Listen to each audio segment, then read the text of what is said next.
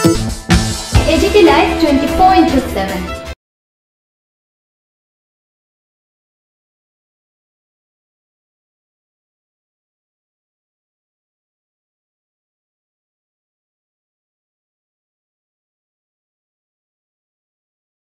বা আমাদের রাজ্যে একটা বিরাট অংশে এখনো অনিয়মিত প্রায় 40,000-এর মতো অনিয়মিত কর্মচারীরা যারা তাদের সমকাজের সমবেতনের কথা বলা হলো সেটা তাদেরকে রেগুলারাইজেশনের সুযোগ সেখানে সংকুচিত করে রাখা হয়েছে এবং সেটা বলা যায় যে একদম বন্ধ করে রাখা হয়েছে। যদি এই বিষয়গুলি রেগুলারাইজ না হয় তাহলে অষ্টম বেতন কমিশনের সেই সুযোগ সেটা রাজ্য সরকারের কর্মচারীরা সেটা পাবে। পেনশনারদের ক্ষেত্রেও সেই সেম ডিপ্রাইভেশন আছে। নিউ পেনশন স্কিম সেখানে কার্যকর করা হচ্ছে 50%, যেটা আমাদের রাজ্যের কর্মচারীরা জানিয়ে অসন্তোষ। আমরা বলছি যে ওল্ড পেনশন স্কিমটাকেই এই রাজ্যে বহাল রাখা। তো এই সমস্ত পরিস্থিতি বিবেচনা করে আপনার এখানে একটা দেখা যাচ্ছে যে একটা বড় মানে ব্যাকলগ রয়ে গেছে, শূন্যপদ তৈরি হয়েছে। বিগত 7 বছরে আমরা দেখেছি প্রায় বাৎসরিক 4,000-এর কাছাকাছি রিটায়ারমেন্টে যাওয়ার ফলে 28,000-এর উপর যেখানে শূন্যপদ তৈরি হয়েছে। সরকারের মুখ্যমন্ত্রী থেকে শুরু করে রাজ্য সরকারের বিভিন্ন মন্ত্রীরা স্টেটমেন্ট করে বলছেন মাত্র 13,000 এমপ্লয়মেন্ট হয়েছে। তাহলে এই যে একটা বড় অংশ এখানে যেটা আউটসোর্সিং এর মাধ্যমে দেখা যাচ্ছে যে পূরণ করার প্রবণতা, তো আউটসোর্সিং এর মাধ্যমে পূরণ করতে গেলে সেখানে এই একদিক থেকে পোস্ট অ্যাবলিশন, অষ্টম পে কমিশনের ফ্যাসিলিটিস থাকবে, রিজার্ভেশনটাকে টোটালি মানে ওভারলোড করা হচ্ছে। এই সব কিছু মিলিয়ে এই বিষয়গুলি তাদের নজরে আনা হয়েছে এবং এই বিষয়গুলিতে তারা যেন পদক্ষেপ নেন তার জন্য প্রদেশ কংগ্রেস থেকে আমরা অনেকগুলি প্রস্তাব রেখেছি। 12টি প্রস্তাব আমরা রেখেছি। Distribution of net process taxes between the union and the state, এই যে যেটা 42% ছিল এটাকে 50% করা তার ক্যাবিনেট কমিশনের সুপারিশ অনুযায়ী, এবং এই যে রেভিনিউ ইনকাম আরো বাড়ানোর জন্য, এটা জেনারেট করার জন্য natural gas base fertiliser industries, natural gas base power project, bamboo base handicap project, rubber base industry, jackfruit, আগর, টি, এই সমস্ত প্রজেক্টগুলিকে কিভাবে প্রায়োরিটি দিয়ে এখানে ইন্ডাস্ট্রিয়ালাইজেশনের মাধ্যমে এমপ্লয়মেন্ট যেমন ক্রিয়েট করা, আমাদের এখানে রেভিনিউ জেনারেট করার ক্ষেত্রে একটা মুখ্য ভূমিকা নিতে পারে। কারণ ত্রিপুরা ইন্ডাস্ট্রিয়ালাইজেশনের ক্ষেত্রে এই সরকারের সদিচ্ছা আমরা লক্ষ্য করছি। এখানে এই ফিনান্স কমিশন ইন্টারভেন। তারপরে দেখা গেছে আমরা একটা বিষয় নিয়ে তুলেছি, আপনারা জানেন কিছুদিন আগে এখানে ন্যাচারাল ডিজাস্টারে আমরা বারবার বলেছি এইটাকে ন্যাশনাল ডিজাস্টার বলা এবং কেন্দ্রীয় অর্থের অনুদান এখনো এটার এফেক্ট সমস্ত সারা রাজ্য জুড়ে গ্রামে গঞ্জে সর্বত্র কৃষক থেকে শুরু করে বিভিন্ন পেশার মানুষের মধ্যে, শ্রমজীবী, মৎস্যজীবী, উদ্যানজীবীদের মধ্যে এটা প্রকোপ। এই ব্যাপারে আমাদের যে এসডিআরএফ ফান্ড অত্যন্ত ন্যূনতম, এই এসডিআরএফ ফান্ড বাড়ানো সহ একটা স্পেশাল গ্রান্ট এটা প্রদান করা, যাতে এই যে আমাদের ডিজাস্টারের ফলে যে এফেক্ট হয়েছে এই এফেক্টটা মিনিমাইজ করা যায়। সাথে সাথে আমরা বলেছি যে আগরতলা শহর সহ এই রাজ্যের বিভিন্ন শহর আমরা দেখেছি সামান্য বৃষ্টিতে ওয়াটার এই যে সাবমার্জ হয়ে মানুষ নানাভাবে ক্ষতিগ্রস্ত।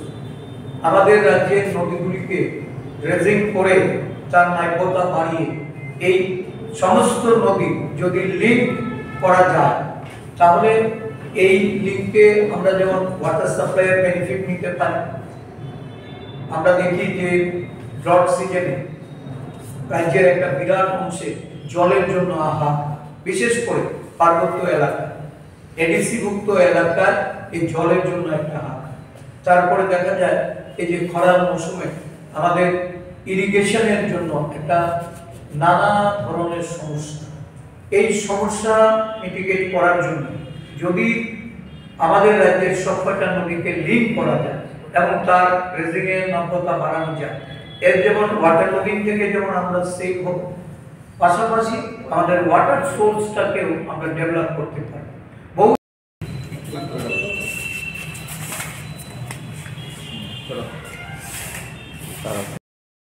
ক্ষেত্রে আমাদের মতবাদ আলাদা হতে পারে, আমাদের নীতি আমরা আমাদের নিজস্ব হতে, কিন্তু রাজ্যের উন্নয়নের ক্ষেত্রে আমরা সহমতের ভিত্তিতে এই উন্নয়নকে অগ্রাধিকার দিয়ে আমাদের এই ষোড়শ অর্থ কমিশনের কাছে আমাদের প্রস্তাবনাগুলি আমরা তুলে ধরেছি এবং বলেছি যে বিরোধী দল হিসাবে আমাদের গুরু দায়িত্ব আপনাদের মাধ্যমে কেন্দ্রীয় সরকারের কাছে এই প্রস্তাবনা পেশ করা। এগুলি অবিলম্বে রাজ্যের জনগণের স্বার্থে, রাজ্যের উন্নয়নের, রাজ্যের পরিকাঠামোগত সামগ্রিক উন্নয়নের ক্ষেত্রে আপনাদের যে দায়িত্ব, এই দায়িত্ব পালনে আপনারা সক্রিয় হবেন। এই প্রস্তাবনা রেখে আমরা আজকে তাদের সঙ্গে আমাদের প্রদেশ কংগ্রেসের তরফ থেকে আমরা মেমোরেন্ডাম প্রদান করেছি। ধন্যবাদ। দেখা যায় কিছুদিন আগে যখন সারফেস ওয়াটার অ্যাভেলেবিলিটি থাকে না, আমাদের এই জলের স্তর নেমে গিয়ে অনেক জায়গায় টিউবওয়েলগুলি অপুজীয় হয়ে থাকে। এর থেকে যদি আমাদের রাজ্যবাসীকে যদি রিলিফ দিতে হয়, তাহলে এর জন্য এই ধরনের পরিকল্পনা, এটা আমি অর্থ কমিশনকে রিকোয়েস্ট করেছি যে তাদের প্রপোজালের মধ্যে সেগুলি রেখে রাজ্যের জন্য তারা যেন পদক্ষেপ গ্রহণ করে। এছাড়া আমাদের এই যে আগরতলা শহর, কৈলা শহর, গোমতী, অমরপুর, এই যে বর্ষাকালীন সময়ে এই শহরগুলি নানাভাবে তারা বন্যা প্লাবিত হয়ে ক্ষতিগ্রস্ত হয়। বাঁধ তৈরির জন্য কৈলা শহরে শুরু হয়েছে, সেখানে জনরোষ, জনগণ প্রকাশ্যে রাস্তায় নেমে আন্দোলন করছে। সেই আন্দোলনে বিরোধী দল হিসাবে আমরা জনগণের স্বার্থে আমরা রাস্তায় নামছি এবং তাদের প্রতি পূর্ণ সমর্থন জানিয়ে আজকে আমরা অর্থ কমিশনের কাছে এই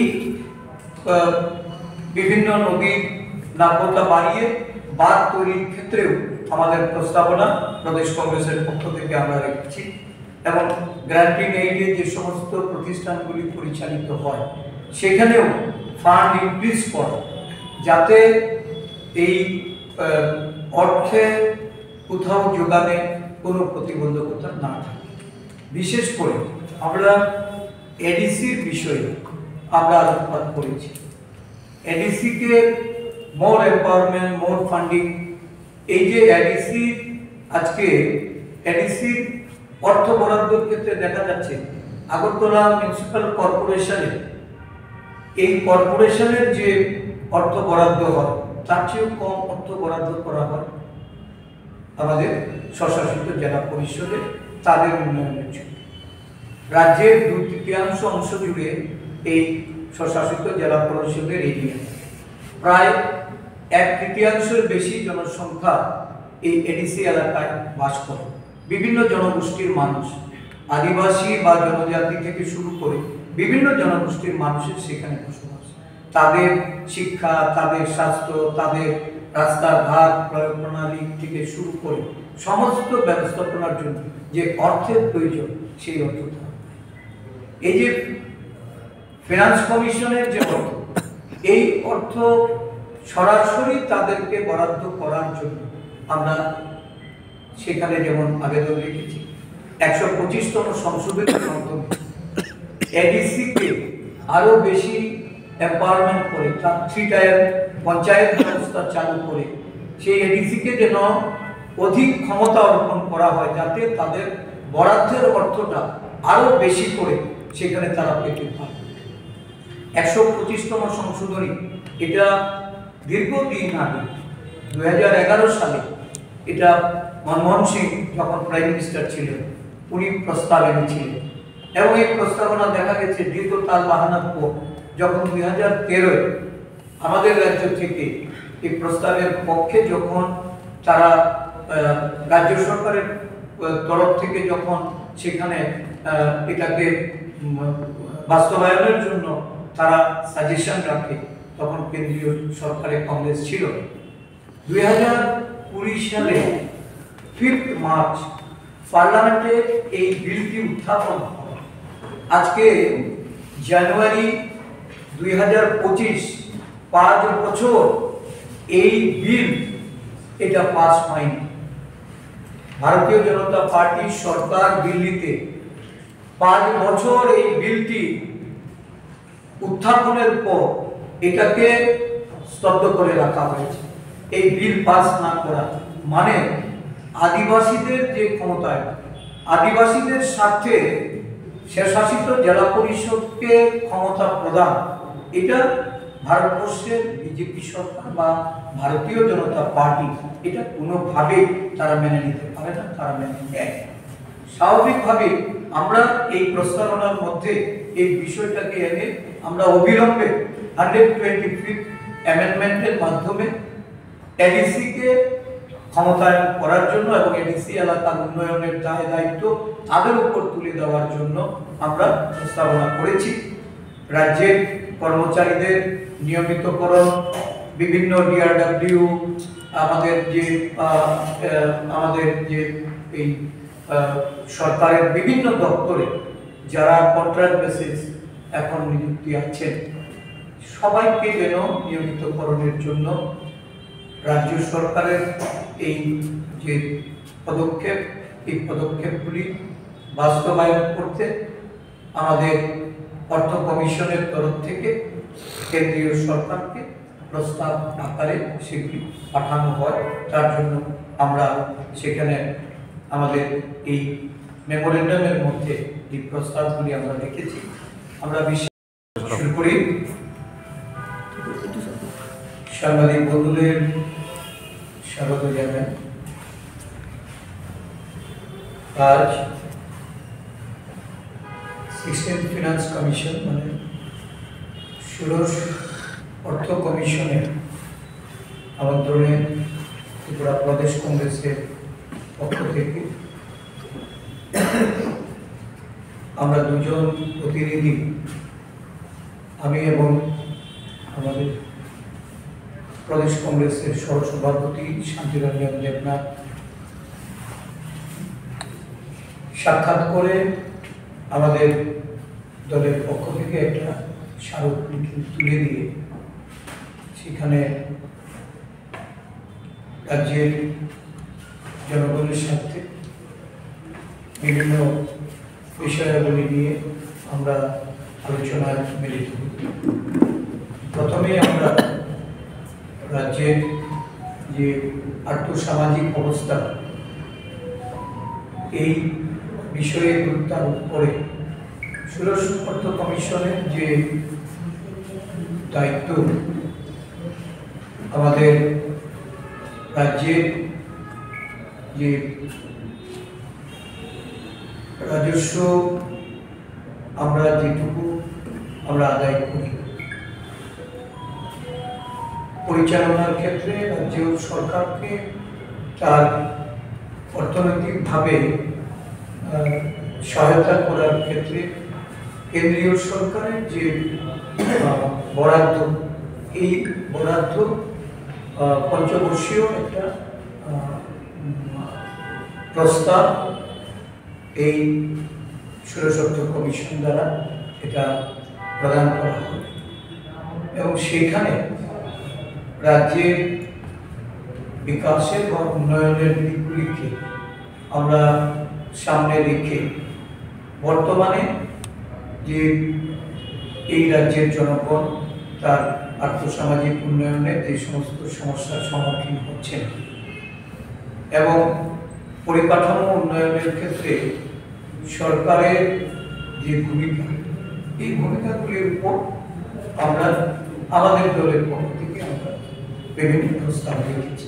প্রথমত এই যে সার্কারিয়া কমিশনের প্রস্তাব অনুসারে রাজ্যগুলি কেন্দ্রীয় রাজস্বের এই যে ফিনান্স কমিশনের যে গ্রান্ট, এটা গত অর্থ কমিশনও 42% ছিল।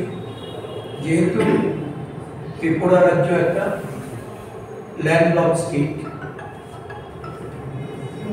অত্যন্ত রাজস্বের ক্ষেত্রে অত্যন্ত দুর্বলতা, কেন্দ্রীয় সরকারকে তার বরাদ্দের উপরে রাজ্যের মানুষের উন্নয়ন বা রাজ্যের মানুষের বিকাশ একটি নির্ভর। স্বাভাবিকভাবে আমরা 50% রাজস্ব বরাদ্দের জন্য এই ত্রিপুরা জনগণের স্বার্থে এটা আমরা প্রদেশ কংগ্রেস থেকে দাবি রেখেছি। এবং আমাদের স্মারকপত্রে আমরা উল্লেখ করেছি যে এই রাজ্যে আমরা দেখেছি বিগত বেশ কয়েক বছর ধরে দিন দিন ঋণের যে মাত্রা এটা বৃদ্ধি পাচ্ছে। গত 7 বছরে এখানে যে বিজেপি সরকার, তার আগের সরকারের সময়ে 11,000 কোটি টাকার, বিজেপি সরকারের 7 বছরে এটা প্রায় 22,000 কোটি টাকার মধ্যে। এই যে পার ক্যাপিটাল যে লাইবিলিটি, এটা দিন দিন যেমন বৃদ্ধি পাচ্ছে এবং দেখা যাচ্ছে যে ইন্টারেস্ট পেমেন্ট বা অন্যান্য আদার এক্সপেন্ডিচার, বিভিন্ন গ্র্যান্টেড এইডের যে ফ্যাসিলিটিসগুলো দিন দিন সিনক্রোনাইজ হচ্ছে। এতে করে রাজ্যের মানুষের যে উন্নয়ন, এই উন্নয়ন অনেকটা স্থিমিত হয়ে যাচ্ছে। তাছাড়া government employee, 7th finance commission, 7th pay কমিশনের যে বেনিফিট রাজ্যের কর্মচারীদের জন্য পাওয়ার কথা ছিল, সম্পূর্ণরূপে সেটা পায়নি।